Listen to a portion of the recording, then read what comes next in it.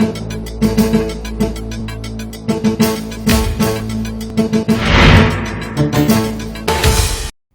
भारत के पहले digital mobile news channel metro TV में आपका स्वागत है। मैं हूं अनामिका। बुलेटिन की शुरुआत करते हैं आज की हेडलाइन से। सिवान में पत्रकार हत्याकांड पर जागी बिहार सरकार। सीएम नीतीश कुमार ने सीबीआई जांच कराने के दिए संकेत। आज हो सकती है घोषणा। साध्वी प्रज्ञा ने जेल में शुरू किया भूख हड़ताल। उज्जैन के सिंहस्थ कुंभ में जाने की मांग पर अड़ी। कोर्ट ने प्रज्ञा को दी इजाजत, लेकिन सरकार खामोश।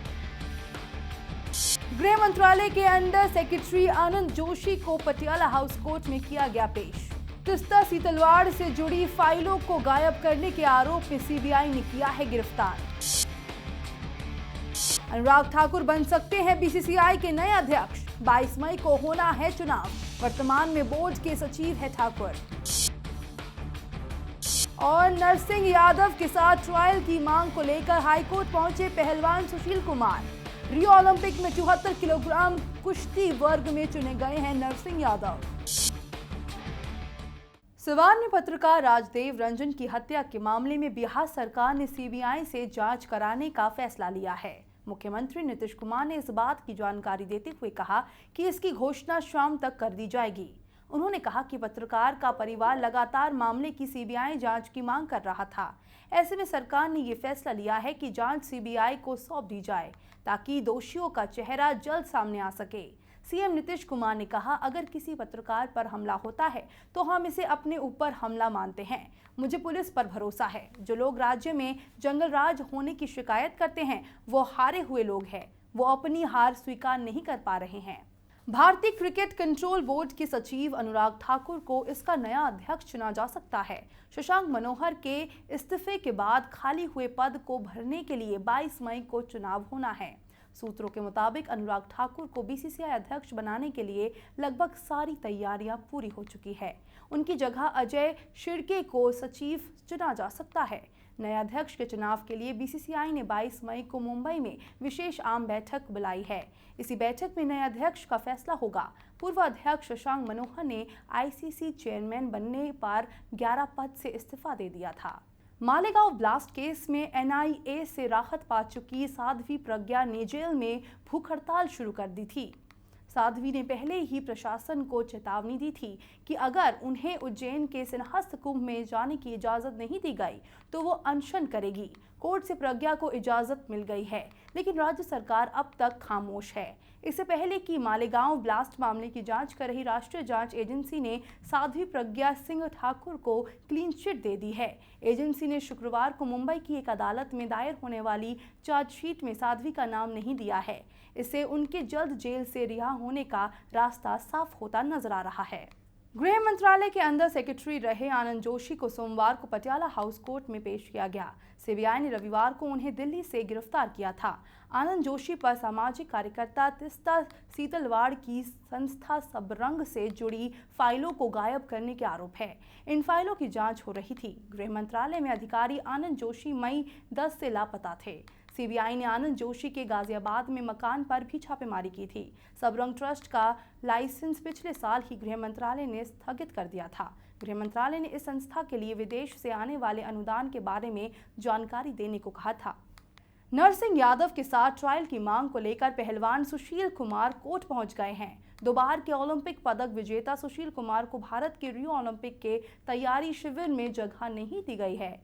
नियमों के अनुसार नरसिंह पंचम यादव को पुरुष 74 किलोग्राम फ्रीस्टाइल वर्ग में शिविर में शामिल किया गया है, क्योंकि उन्होंने पिछले साल विश्व चैंपियनशिप में कोटा हासिल किया था, जबकि सुशील को इस सूची में जगह नहीं मिली है। सुशील पहले ही इस मामले को प्रधानमंत्री कार्यालय की दहलीज तक ले जा चुके हैं। इस 32 वर्षीय पहलवान ने साथ ही खेल मंत्रालय, आईओए, डब्ल्यूएफआई और प्रशंसकों से भी अपील की है कि उन्हें रियो खेलों के लिए ट्रायल का मौका दिया जाए, क्योंकि नियमों के अनुसार कोटा देश का होता है और किसी विशिष्ट पहलवान का नहीं। वित्त मंत्री अरुण जेटली ने सोमवार को कहा है कि वैध दस्तावेजों के साथ ब्रिटेन में प्रवेश करने वाले किसी भी शख्स को डिपोर्ट नहीं किया जा सकता है। ऐसे में शराब कारोबारी विजय माल्या को भारत वापस लाना आसान नहीं है। उन्होंने कहा कि इसके लिए दूसरी प्रक्रिया अपनानी पड़ेगी। जेटली ने कहा, ब्रिटेन का अपना कानून है। उनके कानून के तहत एक बार यदि कोई वैध दस्तावेजों के साथ देश में आ जाता है तो उसे डिपोर्ट नहीं किया जाएगा।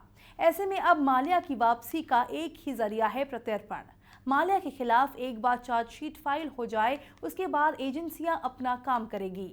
उन्होंने कहा कि सरकार माल्या को भारत वापस लाने से सभी विकल्पों पर विचार कर रही है। गुजरात के जामनगर से बीजेपी सांसद पूनमबेन मैडम एक 10 फीट गहरे नाले में गिर गई। जामनगर के एक इलाके में पूनम वहां के लोगों की फरियाद सुनने गई थी। पूनम के सिर और पैर में चोटें आई हैं और उन्हें तुरंत अस्पताल ले जाया गया है। गुजरात की राजधानी गांधीनगर से करीब 330 किलोमीटर दूर अपने निर्वाचन क्षेत्र जामनगर में पूनम उन लोगों से मिलने गई थी जिनकी झुग्गियों को गिराया जाना है और उन्होंने अपनी सांसद से मिलने की गुहार लगाई थी। इसी बातचीत के दौरान पूनमबेन के साथ नाले पर और भी कई लोग खड़े थे जो उनके साथ गड्ढे में गिर गए। पूनम के पांव और सिर में चोट लगी है। हालांकि डॉक्टरों का कहना है कि ज्यादा गंभीर चोटें नहीं हैं और स्थिति काबू में है। दिल्ली गुड़गांव एक्सप्रेसवे पर ट्रैफिक ने लिए NHAI अर्धसैनिक बलों का सहयोग लेने पर गंभीरता विचार कर रहा है, जिससे कि एक्सप्रेसवे पर से 2 व्हीलर और 3 व्हीलरों को रोका जा सके। प्रतिबंधित वाहनों के एक्सप्रेसवे पर चलने से सड़क हादसे होने आम बात है। वर्ष 2008 से अभी तक 500 लोगों की एक्सप्रेसवे पर जान जा चुकी है। दिल्ली गुड़गांव एक्सप्रेसवे पर बाइक, 3 व्हीलर, रिक्शा गाड़ी चलने पर प्रतिबंधित है। इसके लिए एक्सप्रेसवे पर कई जगहों पर साइन बोर्ड भी लगाए गए हैं, लेकिन इन सभी को दरकिनार कर प्रतिबंधित वाहन धड़ल्ले से चल रहे हैं, जिसे तेज गति के चपेट में आने से अक्सर बाइक सवारों की मौत हो जाती है। दिल्ली की आम आदमी पार्टी सरकार ने 11 मई तक 91 दिन की अवधि के दौरान प्रिंट मीडिया के विज्ञापन में करीब 15 करोड़ रुपए खर्च किए हैं। सूचना के अधिकार के तहत मिली जानकारी में एक दिलचस्प बात ये पता चली है कि केजरीवाल सरकार से विज्ञापन छापने के लिए धन प्राप्त करने वाले प्रकाशनों में केरल, कर्नाटक, ओडिशा और तमिलनाडु समेत अन्य राज्यों के दैनिक अखबार शामिल है। अधिवक्ता अमन पवार के RTI आवेदन के जवाब के अनुसार दिल्ली सरकार ने 10 फरवरी से 11 मई के दौरान विज्ञापन पर करीब 14.56 करोड़ रुपए खर्च किए।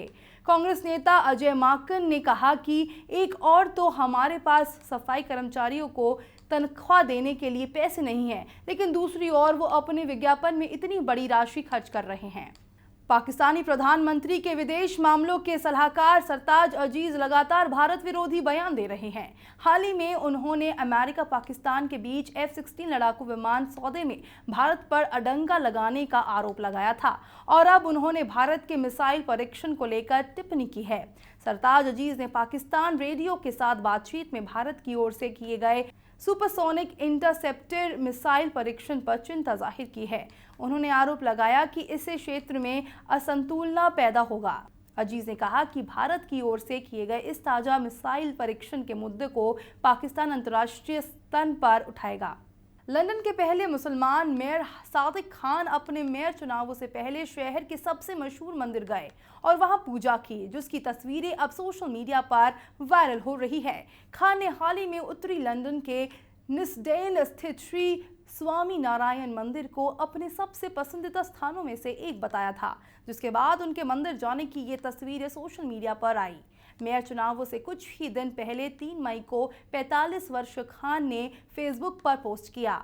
निस्डेन श्री स्वामी नारायण मंदिर लंदन में पसंदीदा स्थानों में से एक है। खान ने कहा, मेयर के तौर पर मैं लंदन के भारतीय समुदाय के साथ खड़ा रहूंगा और भारत के साथ लंदन की मित्रता को मजबूत करूंगा। मुझे जितनी जल्दी अवसर मिले एक व्यापारिक प्रतिनिधिमंडल के साथ भारत जाना चाहता हूं।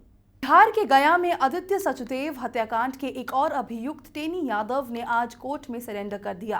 कोर्ट ने उसे 14 दिनों की न्यायिक हिरासत में भेज दिया है। हत्या के बाद से ही टेनी यादव की तलाश में पुलिस जुटी हुई है।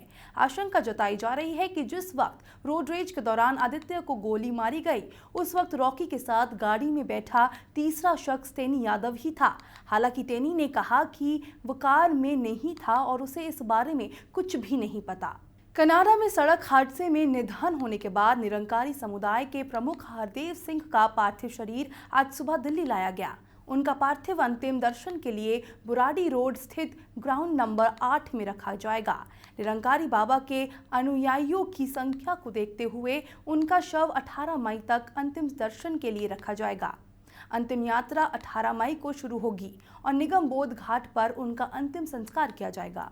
सिवान में पत्रकार राजदेव रंजन हत्याकांड में सोमवार को पुलिस ने 4 लोगों को हिरासत में लिया है। इस मामले में अब तक 8 लोग हिरासत में लिए जा चुके हैं। पुलिस ने नागेंद्र सिंह, रिंकू मियां, मुंशी मियां और रोहित कुमार को हिरासत में लिया है। इस मामले में राष्ट्रीय जनता दल के जेल में बंद सांसद शहाबुद्दीन का लिंक सामने आने के बाद बिहार पुलिस ने शहाबुद्दीन के करीबी उपेंद्र सिंह को हिरासत में लिया। उपेंद्र सिंह आरजेडी का कार्यकर्ता भी है और 2014 में हुए एक मर्डर में आरोपी भी।